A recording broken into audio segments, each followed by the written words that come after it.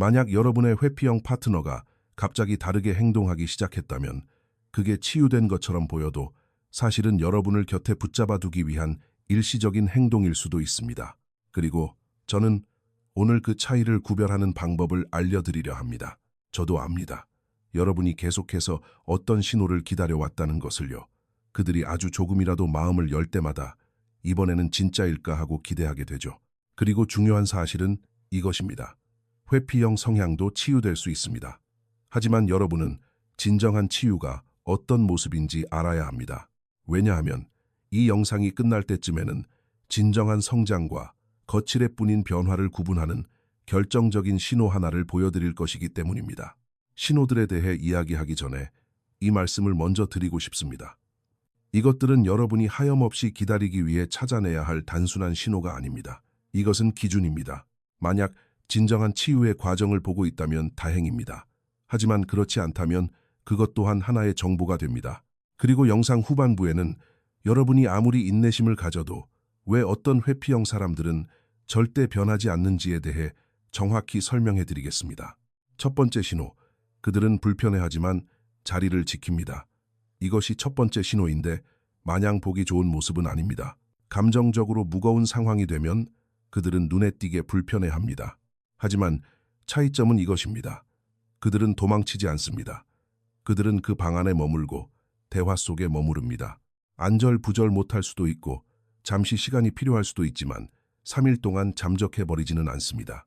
여러분이 취약한 이야기를 꺼내거나 갈등이 생겼을 때 그들은 이렇게 말할 것입니다. 이건 나한테 힘든 일이지만 노력하고 있어. 혹은 잠시 시간이 필요하지만 떠나는 건 아니야. 라고 말이죠. 그들은 불편함을 없는 척하는 대신 인정하고 있는 것입니다. 하지만 주의할 점이 있습니다. 만약 그들이 자리는 지키지만 감정적으로 문을 닫아버리거나 완전히 침묵하거나 마치 벽처럼 군다면 그것은 치유가 아닙니다. 그건 단지 회피하는 새로운 방식일 뿐입니다. 그리고 냉정한 현실은 이렇습니다. 여러분이 몇 달 동안 인내심을 갖고 기다려줬는데도 상황이 심각해질 때마다 여전히 도망친다면 그들은 단지 여러분을 어장관리하고 있는 것일 뿐입니다. 나중에 시간에 대해 더 이야기하겠지만 먼저 감정적인 대화에는 모든 것을 말해주는 무언가가 있습니다. 만약 이 내용이 공감되신다면 좋아요 버튼을 눌러주세요. 제가 실제로 도움이 되는 콘텐츠를 계속 만드는데 큰 힘이 됩니다. 두 번째 신호, 그들이 먼저 감정적인 대화를 시작합니다. 이것은 정말 큰 변화입니다. 그들은 단순히 감정적인 대화에 반응하는 것뿐만 아니라 실제로 대화를 시작합니다. 항상 그렇지는 않더라도 가끔은 말이죠. 그들은 여러분이 실제로 어떻게 지내는지 안부를 물을 수도 있고 자신을 괴롭히는 무언가를 꺼내놓을 수도 있습니다. 심지어 우리 관계에 대해 물어볼 수도 있습니다. 그들이 우리 관계에 대해 이야기 좀 할 수 있을까? 혹은 네가 했던 말에 대해 생각해봤어? 라고 말할 때 그것은 매우 중요한 의미를 갖습니다. 왜냐하면 감정적인 친밀함을 먼저 시작하는 것은 그들의 모든 본능을 거스르는 일이기 때문입니다. 그들의 신경계는 친밀함이 곧 위험이라고 신호를 보내고 있습니다. 그러니 그들이 그것을 뚫고 나아간다는 건 내면의 작업을 하고 있다는 뜻입니다. 하지만 여기에 테스트가 있습니다. 그들이 여러분의 반응을 어떻게 다루나요? 만약 여러분이 마음을 열었는데 그들이 즉시 물어본 것을 후회하거나 주제를 바꾸거나 농담으로 상황을 모면하려 한다면 그들은 아직 준비되지 않은 것입니다. 누군가가 진정으로 치유되고 있다면 비록 그 상황이 자신을 몸부림치게 만들지라도 여러분의 감정을 받아줄 공간을 마련할 수 있을 것입니다. 항상 완벽하지는 않겠지만 여러분은 그 노력을 보게 될 것입니다. 세 번째 신호, 그들은 자신의 패턴에 이름을 붙일 수 있습니다. 치유 중인 사람은 자기 인식 능력이 발달합니다. 그들은 자신의 행동을 알아차리기 시작합니다. 그들은 이렇게 말할지도 모릅니다. 우리가 너무 가까워지면 내가 뒤로 물러난다는 걸 알아. 혹은 내가 이 대화를 피하고 있었다는 걸 깨달았어. 라고요. 그들은 더 이상 반응만 하는 것이 아닙니다. 자신을 관찰하고 있는 것입니다. 이것이 중요한 이유는 회피형들이 책임 전가의 달인이기 때문입니다. 모든 게 괜찮다거나 자신들은 문제가 없는데 너무 많은 걸 바라는 건 너라고 말하곤 하죠. 하지만 그들이 난 친밀해지는 게 어려워. 혹은 나에게 회피하는 패턴이 있다는 걸 알아. 라고 말하기 시작한다면 그들은 변화를 향한 첫걸음을 내딛는 것입니다. 여기서 살펴봐야 할 점은 이렇습니다. 그들은 패턴에 이름을 붙입니다. 그리고 나서 다른 시도를 합니다. 그들은 지금 당장 도망치고 싶지만 여기에 머물면서 이 문제를 해결해 볼게 라고 말합니다. 하지만 만약 그들이 패턴에 이름만 붙이고 아무것도 하지 않는다면, 예를 들어 난 회피형이라서 원래 이래 라는 식으로 핑계를 댄다면 그건 치유가 아닙니다. 그건 여러분이 그 행동을 받아들이도록 하기 위해 라벨을 붙이는 것일 뿐입니다. 진짜 변화는 단순한 인식이 아니라 행동을 필요로 합니다. 그리고 행동에 대해 말하자면 여러분이 지켜봐야 할 취약성과 관련된 구체적인 변화가 있습니다. 네 번째 신호, 여러분의 취약함이 그들을 도망치게 하지 않습니다. 여기서 여러분은 진짜 차이를 보게 될 것입니다. 처음에는 여러분이 울거나 필요한 것을 표현하면 그들은 아마 거리를 두었을 것입니다. 어색해하거나 방을 나가버리거나 마음의 문을 닫았을지도 모릅니다. 하지만 누군가 치유되고 있을 때는 뒤로 물러나는 대신 다가오기 시작합니다. 여러분이 속상해할 때 기겁하지 않습니다. 여러분의 감정을 고쳐야 할 문제나 탈출해야 할 상황으로 취급하지 않습니다. 그들은 불편함 속에서도 여러분과 함께 앉아 있을 수 있습니다. 완벽한 말을 해주지 못할 수도 있지만 그들은 그곳에 존재합니다. 노력하고 있는 것이죠.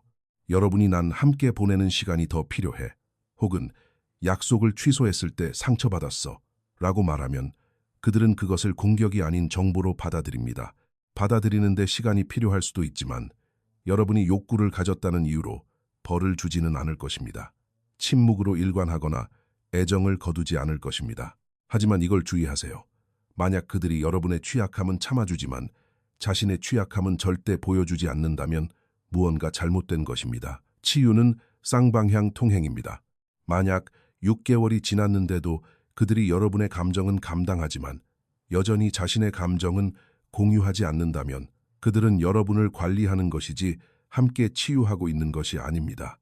이것이 가장 중요하고 마지막 신호로 이어집니다. 다섯 번째 신호, 그들은 실제로 노력을 기울입니다. 진실은 이렇습니다. 제가 방금 설명한 모든 것들은 그들이 스스로를 위해 적극적으로 노력하지 않는다면 아무 의미가 없습니다.